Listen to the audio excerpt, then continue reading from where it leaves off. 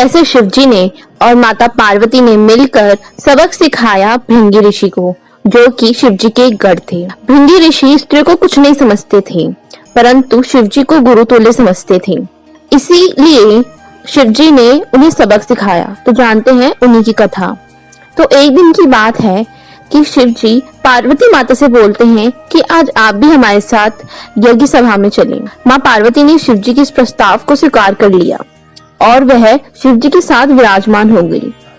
सभी ऋषिगणों ने और देवताओं ने माँ और परमपिता को नमन किया और उनकी परिदक्षिणा करके अपने अपने स्थान को ग्रहण किया। परंतु भृंगी ऋषि, जो माता पार्वती को कुछ नहीं समझते थे, वह शिवजी के साथ उनको देख के थोड़े से चिंतित हो गए। उन्हें समझ नहीं आ रहा था कि वो शिवजी की परिदक्षिणा कैसे करें।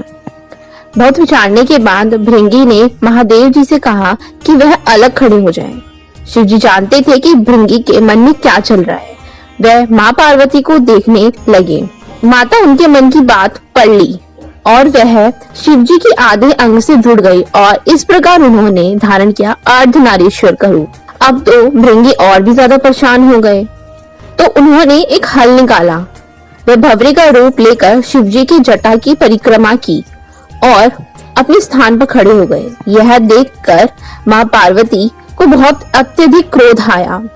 माता पार्वती ने भृंगी ऋषि की ऐसी ओझी सोच पर क्रोध किया और उनसे बोला कि तुम्हें स्त्री की बिल्कुल भी परवाह नहीं है ना, और तुम उनकी कदर नहीं करते, तो क्यों ना मैं तुमसे स्त्री का अस्तित्व ही छीन लूं, तुम्हारे अंदर से स्त्रीत्व ही छीन लूं।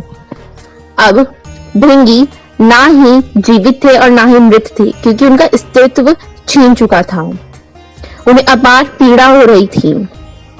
उन्होंने माँ पार्वती से बहुत ज्यादा क्षमा याचना करी। तब शिवजी ने माँ से कहा कि इसे क्षमा कर दो।